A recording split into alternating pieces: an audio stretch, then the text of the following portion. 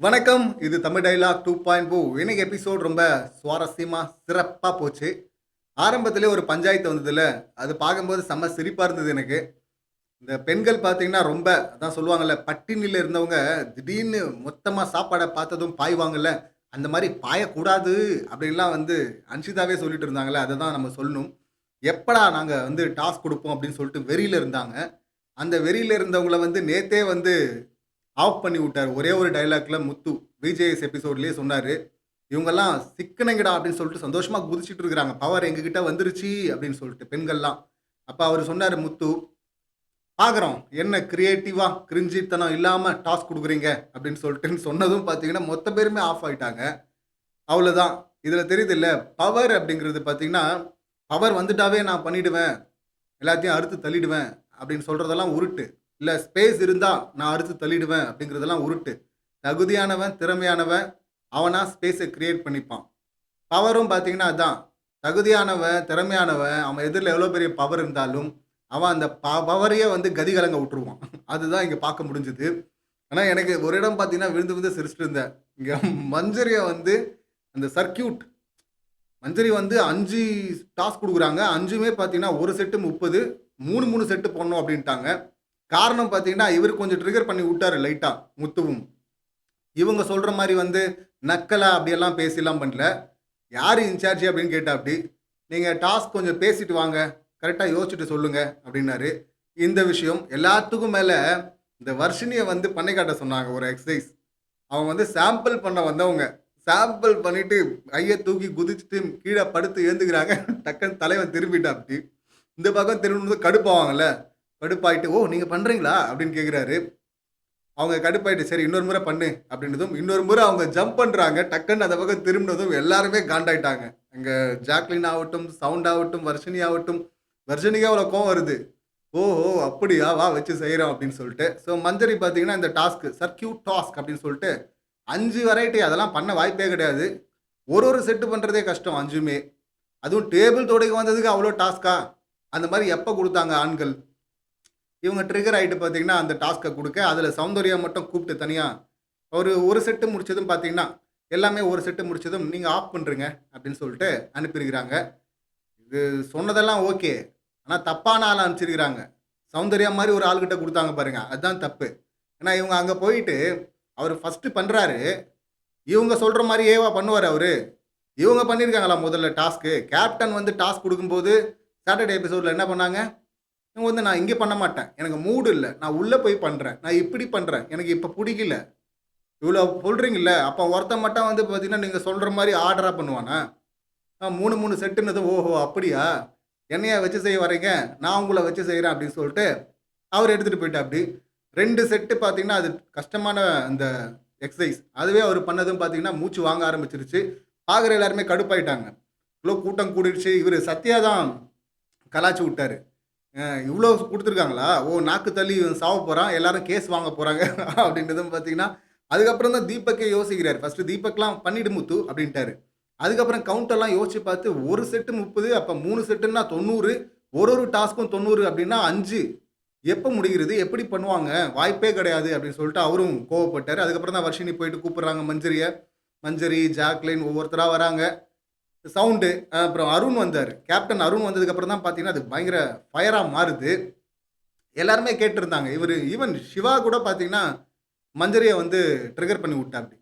அவங்க வந்த உடனே பார்த்தீங்கன்னா, "நீங்க எல்லா டாஸ்க்கும் பண்ணியிருக்கீங்களா முதல்ல?" அப்படின்னு கேட்டதும் அவங்களுக்கு ட்ரிகர் ஆயிடுச்சு. "ஓ! என்ன எல்லாம் ரவுண்டு கட்டுறீங்களா?" அப்படின்னு சொல்லிட்டு கான்ஃபிடென்ட்டா தான் வந்தாங்க. நான் 5 சொன்னேன். அதுல 1 செட்டோட ஸ்டாப் பண்ண சொன்னேன் அப்படின்னாங்க. 1 செட்டோட 5 டாஸ்க் குடுக்குறதே முதல்ல தப்பு. அருண் வந்து பாயிண்ட்ட புடிச்சுட்டாப்டி.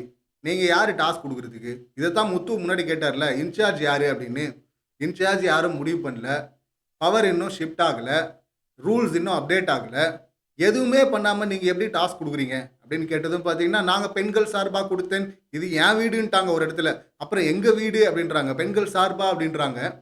கடைசியா எல்லாரும் சேர்ந்து தான் பண்ணாங்க. குடுக்கணும்னு வெறிய தீர்த்துக்கிட்டாங்க. ஆனா, கடைசியில மாட்டுனது வந்து மஞ்சரி. ஏன்னா, அவங்க சௌந்தர்யா கிட்ட குடுத்து அனுப்பிச்சாங்க பாருங்க. இதுல எல்லாம் ஓகே மஞ்சரி. நீங்க சௌந்தர்யாவ உள்ள விட்டது தப்புன்னு சொல்லிட்டு அவரு சொல்ல வர்றது என்னன்னா, 3வது ஆள நீங்க உள்ள விட்டது தப்பு. அப்படின்னு அவரு சொல்ல வராரு. சௌந்தர்யா ட்ரிகர் ஆயிட்டாங்க. என்ன எப்படி நீ விட்டது தப்புன்னு சொல்லுவாங்க அப்படின்ட்டு கத்துறாங்க. எதுக்கு கத்தணும் அவங்க? சும்மா அதாவது அந்த கோடு தாண்டி போயிட்டு சொர்ணாக்கா மாதிரி ஒண்ணு பண்ணாங்கல்ல, அது விஜேஎஸ் கேட்கலல்ல. அதிலிருந்து பார்த்தீங்கன்னா, இவங்க எல்லாமே கத்துறது தான். மேல் மாடி ஃபுல்லா காலி. அவன் பேசுறான்னா பொலைட்டா உன்கிட்ட பாயிண்ட் இருந்ததுன்னா ஏன் கத்துற? நிறுத்தி பேசு. அவன் சொல்ல வந்தது 3வது ஆள ஏன் விடுறீங்க? நீங்க டாஸ்க் குடுக்குறீங்க அப்படின்னா, நீங்க தான் ஸ்டாப் சொல்லணும். நீங்க இன்னொருத்தர சொல்றீங்க. அவங்க சரியாவும் சொல்லல. எக்ஸ்ப்ளைன் பண்ணல. இவங்க சவுண்டு. லைவ்ல பார்த்தவங்களுக்கு தெரிஞ்சிருக்கும்.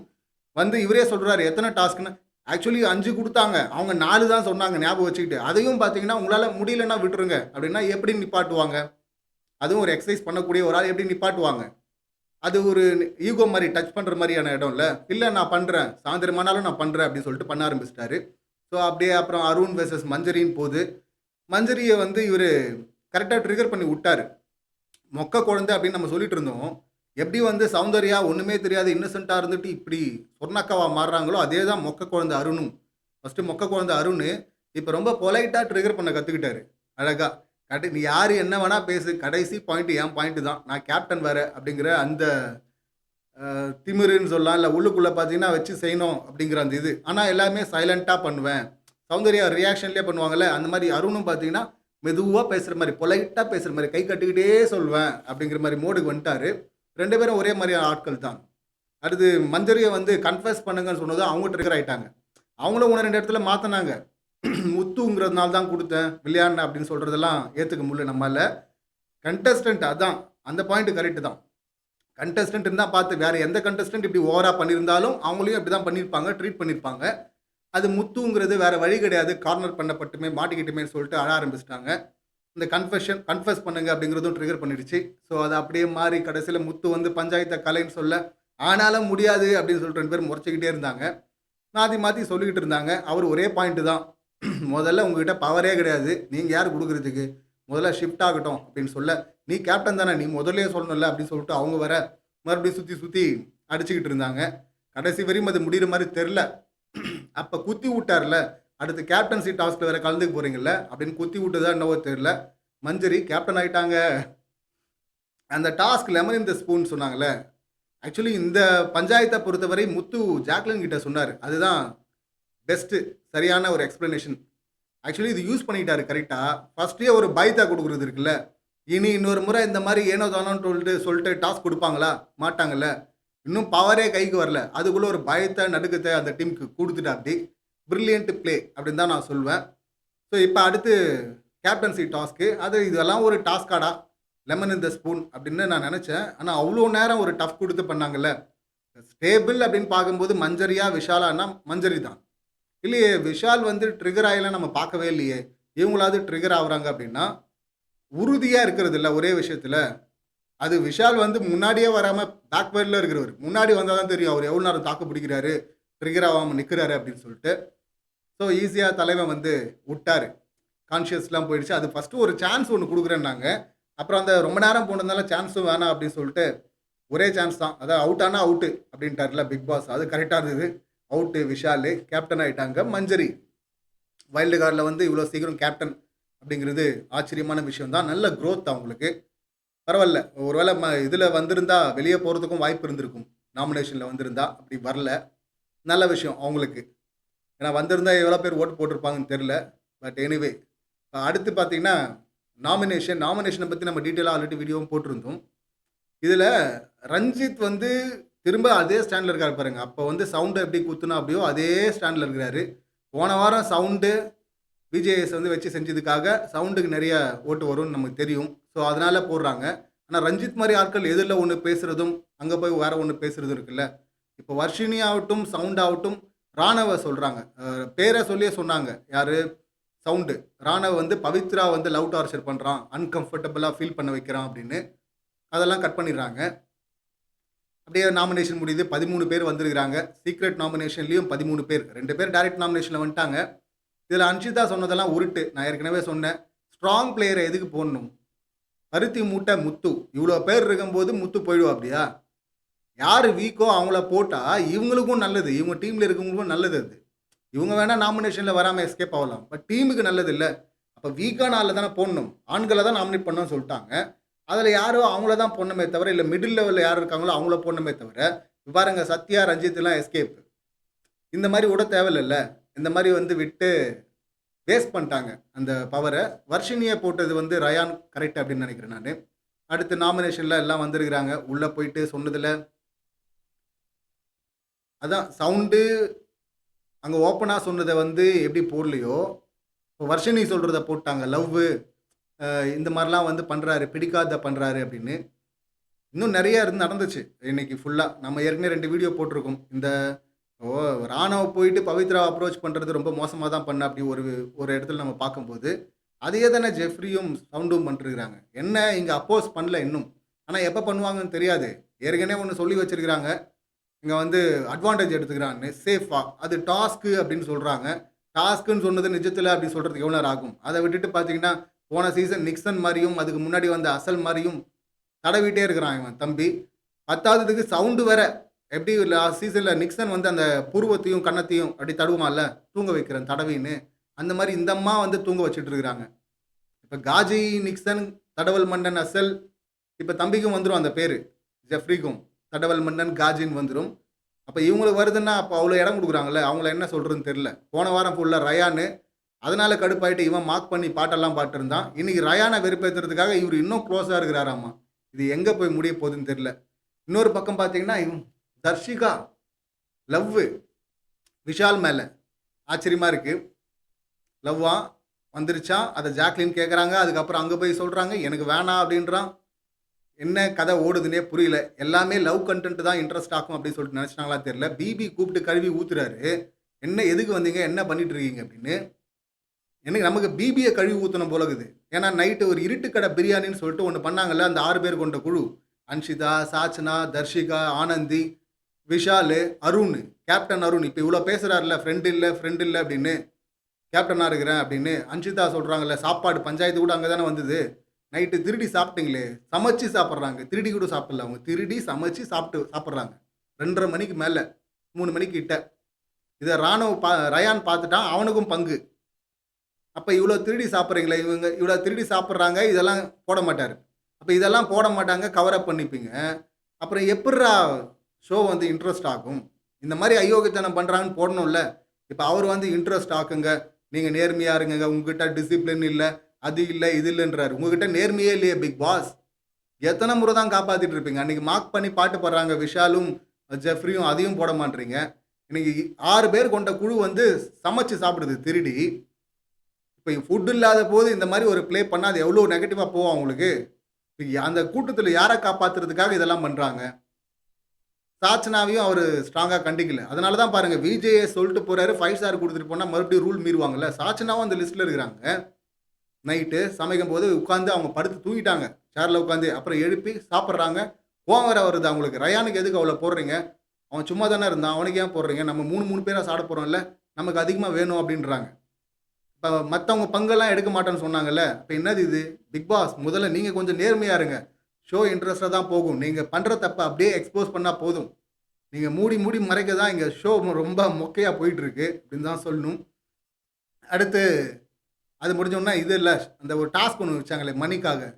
டாஸ்காடா இது அப்படிங்கிற மாதிரி தான் இருந்துச்சு. அது என்ன கன்றாவியோ சரி ஓகே. ஆனால் ஜெஃப்ரிலாம் தாண்டி லாஸ்ட்டில் போயிட்டான்ல, அது நல்லா இருந்தது பார்க்குறது, சிரிப்பாக இருந்தது அதெல்லாம். அப்புறம் ஊட்டி ஊட்டுறதுல இவங்க தடுமாறினது அதுவும் நல்லா இருந்தது. அடுத்து பார்த்தீங்கன்னா மெயின் பஞ்சாயத்து ஃபுட்டில் வருது. இந்த முறை பெண்கள் கோட்டை விட்டாங்க. இன்றைக்கி முறை பெஸ்ட்டாக ஒன்று பண்ணார் பிக் பாஸ். உங்களுக்கு பஸ்ஸரே அடிக்க மாட்டேன், நீங்கள் பொறுமையாக ஷாப் பண்ணுங்கன்னு அழகாக அமௌண்ட்டை பிரிச்சுக்கிறாங்க. பிரிச்சுக்கிட்டு போய் பார்த்து எடுத்துருக்கலாம். இதில் நான் ஷாக் ஆகிட்டேன் லைவில் இது எபிசோட் பார்க்கும்போது. அன்ஷிதா, சாச்சனா, ஜாக்லின்னு முன்னாடியே வந்து ஜாக்லினுக்கும் சாச்சனாக்கும் முட்டுது. அன்ஷிதா வந்தால் எல்லாத்தையும் எடுத்துருவான்னு. எல்லாத்தையும் எடுப்பாங்க, ஆனால் கரெக்டாக லிமிட்டில் எடுப்பாங்களா அப்படிங்கிறது கேள்வி இல்லை. அவங்களுக்கு முதல்ல கணக்கே தெரிலங்க. ஜாக்லினும் மக்கா அப்படின்னு தான் எனக்கு சொல்ல தோணுது. ஏன்னா சாச்சனா கிட்ட 3000 ரூபாய்க்கு எடுக்க சொல்கிறாங்க. இவங்க 4500, அவங்க 4500 கணக்கு போகும்போது. அப்போ 9000 ரூபா ப்ளஸ் 3000 ரூபா 12000 ரூபா. 12000 ரூபாய்க்கு நீங்கள் பிளான் பண்ணிட்டு போனீங்கன்னா 12000 ரூபா தான் எடுப்பீங்க. 12040 தானே வந்தது டோட்டல் கவுண்ட்டு. கொஞ்சம் கம்மியாக 500 ரூபா கம்மியாக எல்லாம் பண்ணணும், இல்லை 1000 ரூபா கம்மியாக வச்சு எல்லாம் பண்ணணும். 3000 ரூபாய்க்கு எடு சாச்சனானா 3000 ரூபாய்க்கு 6 ஜாம் பாட்டில் எடுத்திருக்காங்க பாருங்க. எப்பா இதில் சாச்சனா அதிமேதாவி. அந்த அதிமேதாவி சொல்கிறது என்னென்ன, அவங்க 2 எடுத்தாங்க, நான் 1 தான் எடுத்தேன்றாங்க. 2, 2, 4 இந்த 1, 5 தானே வரணும். எப்படி 6 வந்துச்சு? ஸோ எல்லாருமே அதான் பண்ணியிருக்கிறாங்க. இதில இவங்க, அவங்கன்னு சொல்ல முடியல. பட் அன்ஷிதா, சாச்சனா 2 பேர் தான் முழு பொறுப்பா இருக்க முடியும் அப்படின்னு தான் நான் நினைக்கிறேன். காரணமா இருக்க முடியும் அப்படின்னு. ஏன்னா நைட்டு அந்த திருடி சாப்பிட்டதுலேருந்தே தெரியுது அவங்க யாரு, என்ன, ஏது அப்படின்னு. இங்க வந்து எக்கச்சக்கமா எடுத்திருக்கிறாங்க. இதில நேத்து நைட்டே பிளானு. இந்த பக்கம் வந்து கொஞ்சம் சிக்கன், இந்த பக்கம் கொஞ்சம் சிக்கன் திருடி இன்னைக்கு சமைக்கிறது தான். நைட் 2:30 மணிக்கு. இப்ப சமைக்க போறாங்களா இல்லையான்னு தெரியல. இப்போ ஒரு சைடு காலி இல்ல. இப்ப என்ன பண்ணுவாங்கன்னு தெரியல. கடைசியில பார்த்தீங்கன்னா, பழி எடுத்துட்டு வந்து மொத்தமா ஆனா, சாச்சனாவும் அவங்க பெரிய தப்பு பண்ணியிருக்காங்க. சாச்சனா ஒரு ஆர்வக் கோளாறு. ஏதோ போன முறை வந்து தெரியாத்தனமா நடந்துருச்சுங்க. அதுக்கு முன்னாடியெல்லாம் பார்த்தீங்கன்னா, ரொம்ப ரிஸ்க்ல தான் முடியும். போன முறை வந்து இந்த டீம், அந்த டீம சூஸ் பண்ணோம். அந்த டீம், இந்த டீம்ல இருந்து சூஸ் பண்ணணும் போது மொக்கையான ஆட்கள தான் சூஸ் பண்ணாங்க. இவங்க போனா சொதப்புவாங்க அப்படிங்கிற மாரியான ஆட்கள தான் சூஸ் பண்ணி அனுப்பிச்சாங்க. ஆனா, அந்த முறை ஆச்சரியத்திலயும் ஆச்சரியம். கரெக்ட்டா அவங்க பொருட்கள எடுத்துட்டு வந்துட்டாங்க. இப்ப அத வந்து ஒரு காரணமா வச்சு சாச்சனா நான் வர்றேன், நான் வர்றேன், நான் வர்றேன்றதும், இந்த பக்கம் ராணா கூட அடம் பிடிச்சுட்டு இருந்தான். டேய் என்னடா இது? சமையல் பொருட்கள எடுக்கிற டாஸ்க் அது. அதுல போய் கோட்ட விட்டா, ஐயோ! சாப்பிட முடியாம போயிடுமே அப்படின்னு சொல்லிட்டு யோசிக்கணும்ல. அது என்னவோ விளையாட்டு அருங்காட்சியகம் மாரி நெனச்சுட்டு இருக்கானுங்க. போனோம், போனோம், போனோம் அப்படின்னு. சமைக்க தெரிந்த ஆட்கள் போயிருக்கணும். அதுலயும் கொஞ்சம் கால்குலேஷன் தெரிஞ்ச ஆள கூட்டு போயிருக்கணும். ஜஸ்ட் மிஸ்ல அவ்ளோ கால்குலேட் பண்ண முத்துவும் பார்த்தீங்கன்னா, தொடர்ந்து இதே போல கொஞ்சம் எக்ஸஸா தான் போயிட்டு இருக்கிறாரு. ஒரு ஒரு முறை போம்போதும். எப்படி அது எக்ஸஸா போகுது? கணக்கு சொல்றவங்க தப்பா சொல்லிர்றாங்களா? இல்ல 2, 3 முறை சொல்லும்போது பார்த்தீங்கன்னா, இப்ப 2 பொருள எடுத்துட்டு 2வது முறை சொல்றாரு போல இருக்குன்னு நெனச்சுக்கிறாங்களா? என்னன்னு தெரியல. கொஞ்சம் எப்பவுமே எக்ஸஸாவே வந்துட்டு இருக்கு. ஜஸ்ட் மிஸ்ல ஆண்கள் தப்பிச்சாங்க. கடைசியா ஆனந்தி சொல்றாங்க. சவுண்ட் அங்க பேசிட்டு இருக்கிறாங்க. அன்ஷிதாவ சொல்லணும். அன்ஷிதா அந்த பிரெட்டுக்கு ஜாம் ஒருத்தருன்ட்டு ஆரம்பிச்சாங்க. யாருன்னு சொல்ல மாட்டேன். ஒருத்தர்ன்னு தான் சொல்லுவேன்னு. கடைசியா சாட்சனா தான் சொல்ட்டாங்க வந்து. அப்புறம் எதுக்கு ஒருத்தர்ன்னு ஆரம்பிக்கிறீங்க? அப்ப எமோஷன் கண்ட்ரோல் அன்ஷிதா கிட்டயும் சுத்தமா கிடையாது. அது இல்லாம நைட்டு திருடி சாப்பிட்டீங்களே, இந்த ஜாம் விஷயம் சொல்றீங்களே, இந்த திருடி சமைச்சு சாப்பிடுறீங்களே, 2 நாளா சாப்பிட்டுருக்காங்களாங்க சமைச்சு. அப்படி சாப்பிடுறீங்களே, அது என்ன கணக்குல வரும்? அதுக்கு யார ப்ளேம் பண்றது? இதெல்லாம் என்ன லைவ்ல நாங்க பார்த்துருவோம். எபிசோட்ல போட மாட்டாங்க. நீங்க நல்லவங்களாவே நடிப்பீங்க. நீங்க சொல்றதெல்லாம் நாங்க பார்த்துட்டு இருப்போமா? நான் ஆரம்பத்தில அன்ஷிதா நெகட்டிவா தான் எல்லாரும் சொல்ல கேட்டோம். நெகட்டிவா தான் இருந்தாங்க. கொஞ்சம் போன வாரத்தில கொஞ்சம் பாசிட்டிவா மாறுன மாரி இருந்தது. ஆனா எப்ப இந்த நைட்டு இந்த ஸ்டாண்ட் இருக்குல்ல, சாப்பாடு வச்சுட்டா நான் அப்படி பண்ண மாட்டேன் சாச்சனான்ட்டு திருடி சாப்பிடுறது இருக்குல்ல, அவங்க வந்தாங்கன்னா, ஜாக்லின் வந்தா பார்த்துட்டா நான் வந்து ஷேர் குடுக்க மாட்டேன் அப்படின்லாம் சொல்லிட்டு இருந்தாங்க. இவங்களும் ஷேர் குடுக்க வேணாம். மத்தவங்க பங்கு இல்ல. அதனால நான் போய் மன்னிப்பு கேட்டேன்னு விஜேஸ் கிட்ட சொன்ன சாச்சனா, அவங்களும் பார்த்தீங்கன்னா, மத்தவங்க பங்க திருடி சாப்பிடுறோமேன்ற கூச்சமே இல்லாம பண்றாங்க. இப்படி ஒட்டுமொத்தமா நடிச்சுட்டு இருக்கிறாங்க. அத போட்டிருக்கணும் எபிசோட்ல. அத போடாம இவரு டிசிப்ளினு, நேர்மை, நீதி, நியாயம்ன்னு அவரு கிளாஸ் எடுத்துட்டு இருக்காரு. ஸோ இங்க பார்த்தீங்கன்னா, மொத்த பழியும் சாச்சனா மேல போட, சாச்சனாக்கு என்னவோ அவங்க குடுத்தது உப்பு, எண்ணெய், சர்க்கரை சொன்னாங்க. கடைசியில பார்த்தீங்கன்னா, உப்பையும் எடுக்கலையாம் அவங்க சாச்சனா. நான் எடுக்கல அப்படின்றாங்க. இந்த மாரி ஆள கூட்டு போனதும் தப்பு. சாச்சனா மேலயும் தப்பு இருக்கு. ஆனா சாச்சனா மட்டுமே தப்பு கிடையாது. அன்ஷிதாவையும் அதுல சேர்க்கணும். பார்த்த உடனே அவங்க தானே சொன்னாங்க, பாஞ்சிறக்கூடாதுன்னாங்கல்ல. அவங்க பாஞ்சுட்டாங்க. அவங்க அளவா கரெக்ட்டா இல்ல கம்மியா எடுத்திருந்தா இது மேட்ச் ஆயிருக்கும்ல. இப்ப விஷால் கூட பார்த்தீங்கன்னா, தீபக் மேல பழி போடுறாப்டி. அப்புறம் இந்த சிவகுமார் இருக்காரு, டம்மி கேரக்டரு. இது எப்ப பார்த்தாலும் ஊர் கேள்வி மாரி போய் ஓரமா உட்கார்ந்துட்டு யாரையாவது சம்மந்தம் இல்லாத ஆளுகிட்ட போய் புலம்பிட்டு இருக்கு. இப்ப தீபக் வந்து கரெக்ட்டா அங்க கட் பண்ணலன்னா, இப்ப இவங்களுக்கும் மொத்தமா போயிருக்கும். நாமம் போட்டிருப்பாங்க.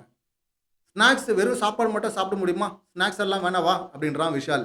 டேய்! நீ நைட்டு திருடி திருடி சமைச்சு சாப்பிடுறவன், உனக்கு ஸ்நாக்ஸ் வேணுமா? மத்தவன்லாம் சாப்பாடே இல்லாம கஷ்டப்பட்டுட்டு இருக்கிறான். இது திருடி சாப்பிடுற கூட்டம். இதுங்களுக்கு எக்ஸ்ட்ரா தானே இருக்கும். அதனால இதுங்க ஸ்நாக்ஸுக்கு தேடுதுங்க.